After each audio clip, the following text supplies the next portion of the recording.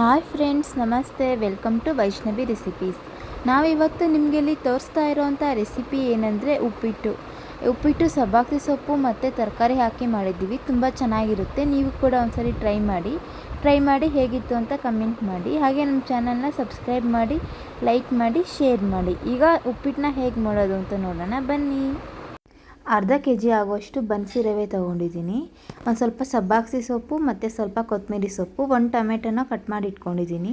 ಸ್ವಲ್ಪ ಹಸಿಮೆಣ್ಸಿನ್ಕಾಯಿ, ಈರುಳ್ಳಿ ಮತ್ತು ಕರಿಬೇವು. ಈರುಳ್ಳಿ ನಿಮಗೆ ಎಷ್ಟು ಬೇಕೋ ಅಷ್ಟು ನೋಡಿ ತೊಗೊಳ್ಳಿ. ಜಾಸ್ತಿ ಆದರೂ ಹಾಕೊಬೋದು, ಕಡಿಮೆ ಆದರೂ ಮಾಡ್ಕೊಬೋದು. ಹಸಿಮೆಣ್ಸಿನ್ಕಾಯಿ ಜೊತೆ ಸ್ವಲ್ಪ ಒಣಮೆಣ್ಸಿನ್ಕಾಯಿನೂ ತೊಗೊಂಡಿದ್ದೀನಿ. ಎರಡು ಮಿಕ್ಸ್ ಹಾಕ್ತಾಯಿದ್ದೀನಿ ನಾನು. ಬರೀ ಹಸಿಮೆಣ್ಸಿನ್ಕಾಯಿ ಹಾಕಿದ್ರೆ ಗ್ಯಾಸ್ಟ್ರಿಕ್ ಆಗುತ್ತಂತ. ಬರೀ ಯಾವುದಾದ್ರೂ ಒಂದು ಹಾಕಿ ಕೂಡ ಮಾಡ್ಕೊಬೋದು. ಬರೀ ಒಣಮೆಣ್ಸಿನ್ಕಾಯಿ ಕೂಡ ಹಾಕಿ ಮಾಡ್ಬೋದು. ಸ್ವಲ್ಪ ಬೀನ್ಸು ಮತ್ತು ಕ್ಯಾರೆಟ್ನ ಈ ರೀತಿ ಚಿಕ್ಕದಾಗೆ ಕಟ್ ಮಾಡಿ ಇಟ್ಕೊಂಡಿದ್ದೀನಿ. ಪಲ್ಯಕ್ಕೆಲ್ಲ ಕಟ್ ಮಾಡ್ತೀವಲ್ಲ, ಆ ರೀತಿ ಚಿಕ್ಕದಾಗಿ ಕಟ್ ಮಾಡಬೇಕು. ಸುಮಾರು ಒಂದು 100 ml ಆಗುವಷ್ಟು ಎಣ್ಣೆ ತೊಗೊಂಡಿದ್ದೀನಿ. ಸ್ಟವ್ ಮೇಲೆ ಒಂದು ಪಾತ್ರೆನ ಇಟ್ಕೊಂಡಿದ್ದೀನಿ. ಆ ಪಾತ್ರೆಯಲ್ಲಿ ತೇವ ಏನೂ ಇರಬಾರ್ದು. ಆ ಪಾತ್ರೆಗೆ ಈಗ ನಾನು ತೊಗೊಂಡಿರೋವಂಥ ಎಣ್ಣೆನ ಹಾಕ್ತಾಯಿದ್ದೀನಿ. ಎಣ್ಣೆ ಚೆನ್ನಾಗಿ ಬಿಸಿ ಆಗಬೇಕು.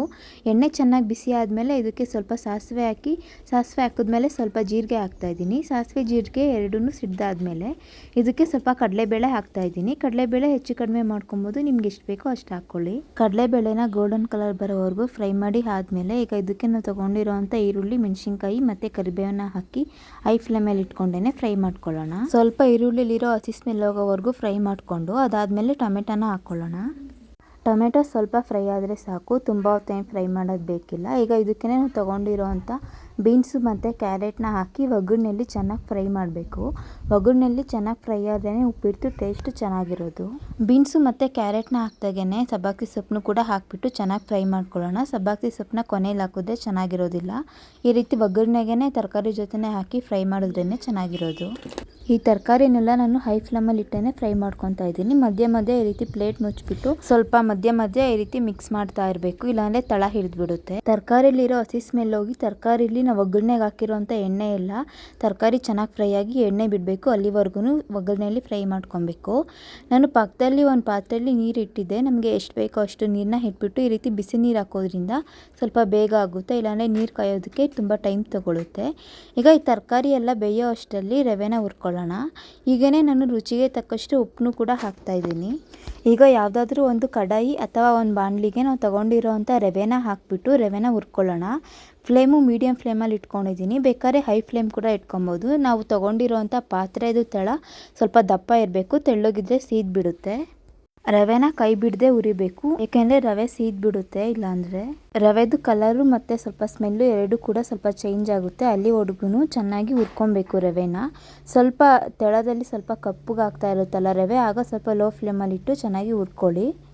ಸೀಬಾರ್ದು, ಸೀದೇ ಇರೋ ರೀತಿ ಕರೆಕ್ಟಾಗಿ ಹದವಾಗಿ ಹುರಿಬೇಕು. ನೋಡಿ, ಇಷ್ಟು ಹುರಿದ್ರೆ ಸಾಕು. ಈಗ ಸ್ಟವ್ ಆಫ್ ಮಾಡಿದ್ಮೇಲೆ ಸ್ವಲ್ಪ ಈ ರೀತಿ ಮಿಕ್ಸ್ ಮಾಡ್ಕೊಳ್ಳಿ.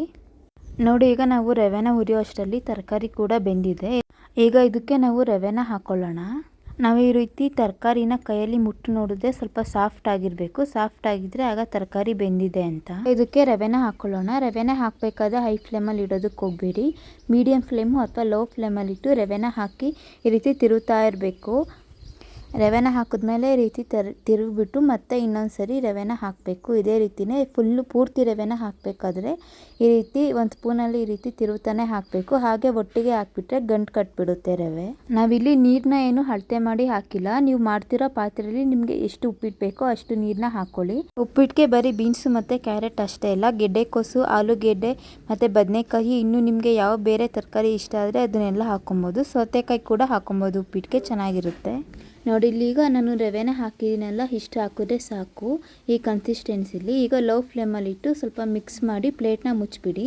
ಪ್ಲೇಟ್ನ ಮುಚ್ಚಾದ್ಮೇಲೆ ಈ ರೀತಿ ಆಗುತ್ತೆ. ಈಗ ಇದಕ್ಕೆ ಕೊತ್ತಂಬರಿ ಸೊಪ್ಪನ್ನ ಹಾಕಿಬಿಟ್ಟು ಮಿಕ್ಸ್ ಮಾಡ್ತಾಯಿದ್ದೀನಿ. ತುಂಬ ಬೇಗ ಆಗುತ್ತೆ ಉಪ್ಪಿಟ್ಟು. ನಾವು ತರಕಾರಿ ಕಟ್ ಮಾಡಿ ಇಟ್ಕೊಂಡಿದ್ರೆ, ನಾವು ಅರ್ಜೆಂಟಿಗೆ ಮಾಡಬೇಕು ಅಂದರೆ ಬರೀ ಈರುಳ್ಳಿ ಹಾಕಿ ಕೂಡ ಮಾಡ್ಬೋದು. ನಾವು ತರಕಾರಿ ಕಡಿಮೆ ಹಾಕಿದ್ರೆ ರವೆ ಸ್ವಲ್ಪ ಜಾಸ್ತಿ ಬೇಕಾಗುತ್ತೆ, ತರಕಾರಿ ಜಾಸ್ತಿ ಹಾಕಿದ್ರೆ ರವೆ ಸ್ವಲ್ಪ ಕಡಿಮೆ ಬೇಕಾಗುತ್ತೆ. ರವೆ ಪೂರ್ತಿ ಬೆಂದಮೇಲೆ ಸ್ಟವ್ನ ಆಫ್ ಮಾಡಿಬಿಟ್ಟು ಒಂದು 5 ಮಿನಿಟ್ಸ್ ಹಾಗೆ ಬಿಟ್ಬಿಡಿ. ಉಪ್ಪಿಟ್ಟು ತುಂಬ ಬೇಗ ಆಗುತ್ತೆ. ನೀವು ಕೂಡ ಒಂದ್ಸರಿ ಟ್ರೈ ಮಾಡಿ ಹೇಗಿತ್ತು ಅಂತ ಕಮೆಂಟ್ ಮಾಡಿ. ಈ ಉಪ್ಪಿಟ್ಟಿಗೆ ಮೊಸರು ಮತ್ತು ಉಪ್ಪಿನಕಾಯಿ ಇದ್ರಂತೂ ಒಳ್ಳೆ ಕಾಂಬಿನೇಷನ್, ತುಂಬ ಚೆನ್ನಾಗಿರುತ್ತೆ. ನಮ್ಮ ವಿಡಿಯೋಸ್ ಎಲ್ಲ ನಿಮ್ಗೆ ಇಷ್ಟ ಆಗಿದ್ರೆ ನಮ್ಮ ಚಾನಲ್ನ ಶೇರ್ ಮಾಡಿ, ಲೈಕ್ ಮಾಡಿ, ಸಬ್ಸ್ಕ್ರೈಬ್ ಮಾಡಿ, ಹಾಗೆ ಹೇಗಿತ್ತು ಅಂತ ಕಮೆಂಟ್ ಮಾಡಿ. Thank you.